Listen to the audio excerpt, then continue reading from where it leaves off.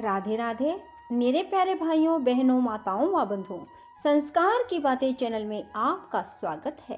बंधुओं, आज पौष मास शुक्ल पक्ष के बड़े मंगलवार के दिन मैं आपको सुना रही हूँ हनुमान जी की कथा। बंधुओं, जो मनुष्य भी मंगलवार के दिन हनुमान जी की कथा को सुनते हैं, हनुमान जी उनके सभी संकट सदा के लिए दूर कर देते हैं। बंधुओं, यदि आपने YouTube चैनल संस्कार की बातें अब तक सब्सक्राइब नहीं किया तो जरूर करें और बेल आइकन दबाना ना भूलें, ताकि आपको हमारी आने वाली सभी वीडियोस की जानकारी सबसे पहले हो सके। बोलो पवन पुत्र हनुमान की जय हो। माता अंजना अपने प्राण प्रिय पुत्र हनुमान जी का लालन पालन बड़े ही मनोयोग पूर्वक करती थी। कपिराज केसरी भी उन्हें अतिशय प्यार करते। जब हनुमान जी प्रसन्नता पूर्वक किलकते तो अंजना और केसरी आनंद मगन हो जाते।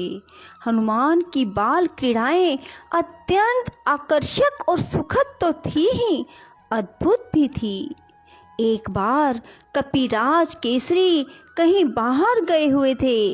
माता अंजना भी बालक को पालने में लिटाकर वन में फल फूल लेने को चली गई। बालक हनुमान जी को भूख लगी। माता की अनुपस्थिति में वे हाथ पैर उछाल उछाल कर क्रंदन करने लगे। सहसा उनकी दृष्टि प्राची के क्षितिज पर पड़ी। अरुणोदय हो रहा था। उन्होंने सूर्य के अरुण बिंब को लाल फल समझा।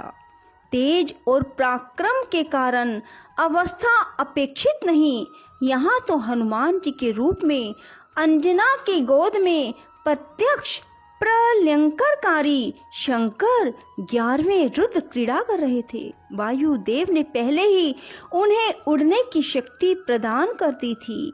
हनुमान जी उछले और वायु वेग से आकाश में उड़ने लगे। पवन पुत्र तीव्र गति से उड़ते चले जा रहे थे। उन्हें इस प्रकार वेग पूर्वक उड़ते देखकर देव दानव और यक्ष आदि विस्मत होकर कहने लगे, इस वायु पुत्र के वेग के तुल्य वेग तो स्वयं वायु, गरुड़ और मन में भी नहीं है।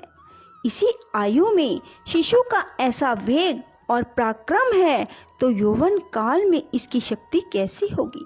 वायु वेग ने अपने पुत्र को सूर्य की ओर जाते देखा तो उनके मन में चिंता हुई, मेरा यह बच्चा कहीं सूर्य की प्रखर किरणों से झुलस ना जाए। इस प्रकार वे बर्फ के समान शीतल होकर उनके साथ चलने लगे। सूर्य देव ने अलौकिक बालक को अपनी ओर आते देखा तो उन्हें समझने में देर ना लगी कि ये पवन पुत्र अपने पिता के वेग से मेरी ओर आ रहे हैं और स्वयं पवन देव भी उनकी रक्षा करने के लिए साथ ही उड़ रहे हैं। सूर्य देव ने अपना सौभाग्य समझा, आहा, स्वयं भगवान चंद्रमौली ही हनुमान जी के रूप में मुझे कृतार्थ करने के लिए पधार रहे हैं। अंशुमाली की अग्निमयी किरणें शीतल हो गई। हनुमान जी सूर्य के रथ पर पहुंचकर उनके साथ क्रीड़ा करने लगे। संयोग की बात, उस दिन अमावस तिथि थी। सिंह का पुत्र राहु सूर्य देव को ग्रसने के लिए आया तो भुवन भास्कर के रथ पर बैठे हुए उस बालक को देखा। राहु बालक की चिंता ना कर दिन मणि को ग्रसने के लिए आगे बढ़ा। हनुमान जी ने उसे पकड़ लिया। उनकी वज्र मुष्टि में दबकर राहु छटपटाने लगा। वह किसी प्रकार प्राण बचाकर भागा।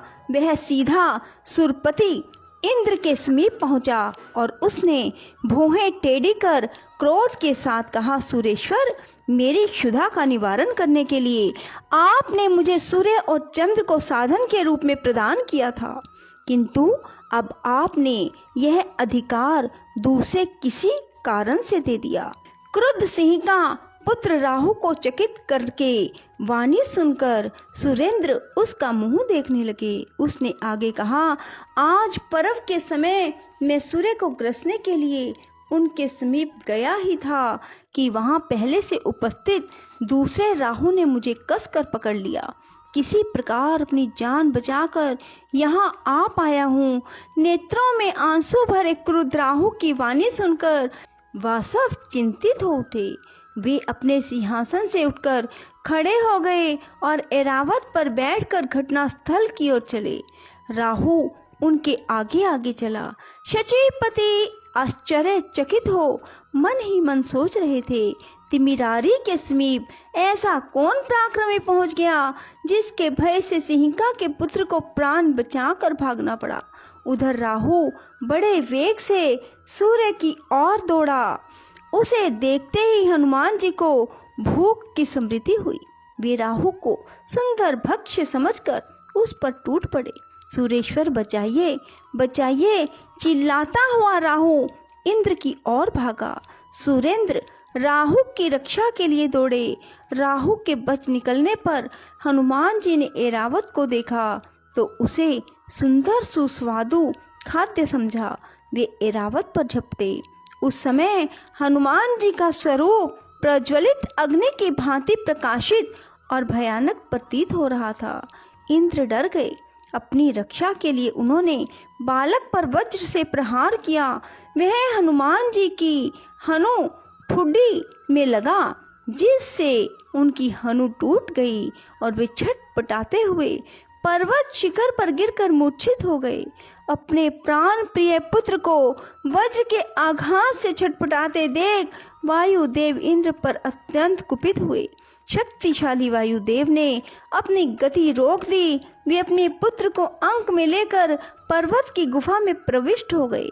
फिर तो त्रिभुवन के समस्त प्राणियों में श्वास आदि का संचार रुक गया। उनके अंग प्रत्यंगों के चोट टूटने लगे और वे सब के सब सूखे काठ की तरह अवसन हो गए। उनके सारे धर्म कर्म रुक गए।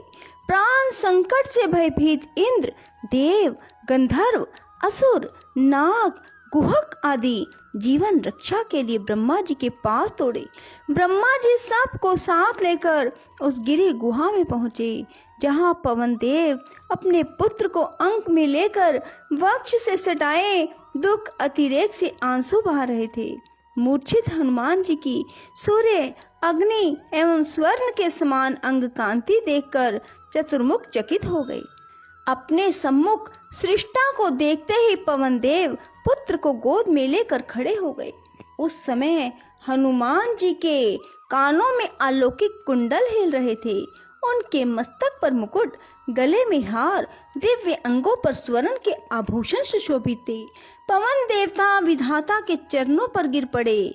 चतुरानन ने अपने हाथों से अत्यंत स्नेह पूर्वक पवन देव को उठाया और उनके पुत्र के अंगों पर अपना कर कमल फेरने लगे। कमल योनि के कर स्पर्श से पवन पुत्र हनुमान जी की मूर्छा दूर हो गई। वे उठकर बैठ गए। अपने पुत्र को जीवित देखते ही जगत के प्राण स्वरूप पवन देव पूर्ववत बहने लगे और त्रैलोक्य को जीवन दान मिला। ब्रह्मा ने संतुष्ट होकर हनुमान जी को वरदान प्रदान करते हुए कहा, इस बालक को ब्रह्म शाप नहीं लगेगा और इसका कोई अंग कभी भी शस्त्र अस्त्रों से नहीं छिद सकेगा। फिर भी उन्होंने सुर समुदाय से कहा, देवताओं, यह असाधारण बालक भविष्य में आप लोगों का बड़ा हित साधन करेगा, अतएव आप लोग इसे वर प्रदान करें। देवराज इंद्र ने तुरंत प्रसन्नता पूर्वक हनुमान जी के कंठ में अम्लान कमलों की माला पहनाकर कहा, मेरे हाथ से छटे हुए वज्र के द्वारा इस बालक की हनु टूट गई थी, इसलिए इस कपि श्रेष्ठ का नाम हनुमान होगा। इसके अतिरिक्त इस बालक पर मेरे वज्र का कोई प्रभाव नहीं पड़ेगा और इसका शरीर मेरे वज्र से भी अधिक कठोर होगा। बोलो पवन पुत्र हनुमान की जय। राधे राधे। जय श्री कृष्णा। बंधुओं, यदि आपको हमारी वीडियो पसंद आए तो इसे लाइक करें और शेयर भी जरूर करें। धन्यवाद।